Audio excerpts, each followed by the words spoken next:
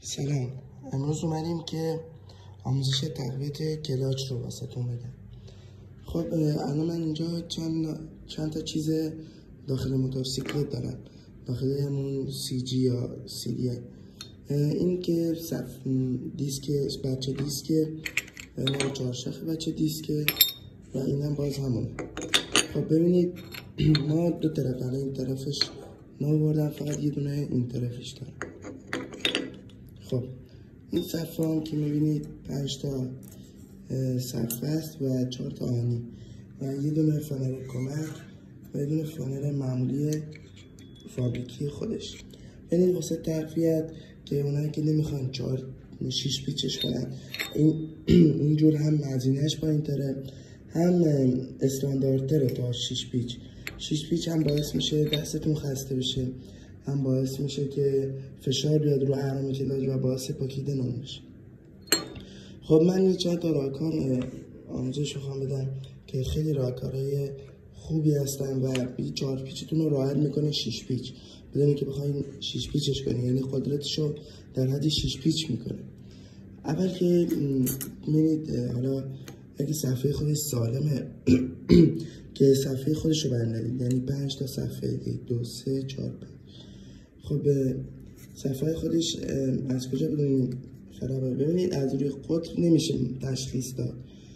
ببینید از روی نرمی که نرمه یا نه. الان نرمه، یعنی بعدش سفته. خب آنی هم که از روی نقطه ها، این نقطه های الان این بیشتر از اینه، این نقطه هاش بیشتر از اینه، یعنی این خرابه، این سالمه. خب الان اگه تونستید که نو بگیرید خیلی بهتره. حالا نو که گرفتید میای چیکار میکنید؟ اول این چهارشاخ سالمه، ببینید سوراخی روش نیست، البته اینا تازه زدم، سوراخ روش نیست به جز اینا که خودم زدم، درست نباید باشه. خب من آدم چیکار کردم؟ ببین چند تا سوراخ، ببینید هر جا سوراخ زدین برگردونید همون سمتش سوراخ بزنید که بالانس باشه. به قولم هر چند تا اینجا زدید اگه اینجا 2 تا زدید اینجا 2 تا میزنید، مثلا 3 تا اینجا زدید 3 تا اینجا بزن، فهمیدید؟ 3 تا ردیف یعنی چی؟ یعنی مساوی باشه تا روی بالانس در نره و باعث لرزش نشه. خب حالا دلیل این کار چیه؟ سوراخ ها. ببینید این باعث میشه که شما وقتی کلاچ بگیرید این از فاصله بگیره، وقتی کلاچ میگیرید این فاصله میگیره، باعث میشه که این که داخل دوره روغن به داخل صفحه کلاچ.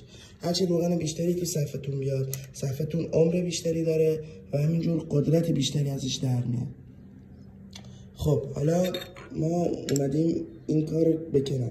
خب این کار رو که انجام دادیم با مته 3 این سوراخ ها رو انجام میدیم، 3 یا 4.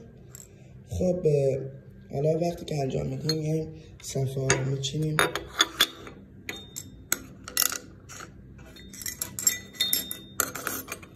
صفحه ها رو میچینیم.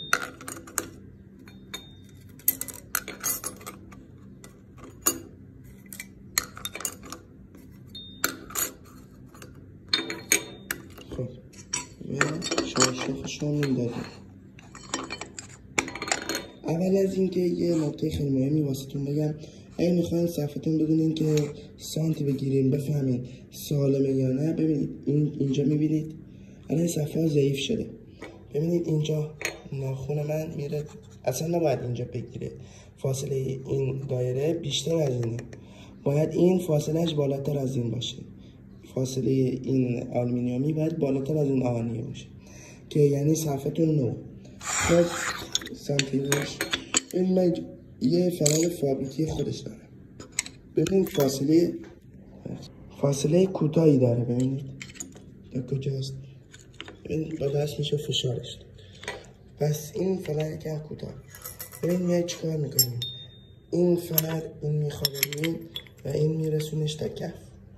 ما میایم چیکار میکنیم؟ یه دونه فنر کمک همون CG برمیداریم و فنر خودش رو میزنیم کنارش. ببینید فنر رو از جا اندازه میگیریم، ببینید تا کجا میاد. ما اینجا میبریمش 1 سانت بالاتر، 1 سانت، یعنی تقریبا دقیقا تا اینجا. اینجا که بریدیم اینو میندازیم داخل و این که اومده بالا باعث میشه این بیاد اینجا. اینم تو پیچ میکنی سفت میکنی که بچسبه. وقتی که چسبید این فرار خیلی محکمه، باعث میشه که ببینید این صفحه ها رو فشار بده. صفحه ها که فشار میده باعث میشه این حرکت نکنن و این صفحه خیلی قوی داشته باشید. من این حرکت رو انجام دادم، واقعا حرکت عالیه، هم مقرون به صفحه است، خیلی قیمت پایینی داره. تا الان 6 پیچ همین الانی که ویدیو میگیرم قیمتش 750,000 تومانه. واقعا نمیارزه بیای همچین کاری کنی واسه 2 تا فنر اضافی. میاد همچین کاری میکنی، هم خرج کمتری دارین، هم صفحتون در همون حد میشه. حتی جالبیش اینه که عمرش هم بیشتر میشه به خاطر این سوراخ‌ها. این کارو از خودم در نآوردم. این داخل اکسل قدیمی ژاپنی پیدا کردم که از این روش استفاده میکنم. البته الان پیشم نیست اون صفحه اکسل، ولی مال اونا تعدادشون کمتره، 2 تا اینجا 2 تا اینجا 2 تا اینجا 2 تا اینجا، یعنی کلا 4 طرف. یعنی من اومدم بیشتر دادم، مشکلی هم نیست. خب خیلی ممنون که تا اینجا ویدیو همراه بودین. امیدوارم لایک و سابسکرایب کرده باشید. فعلا.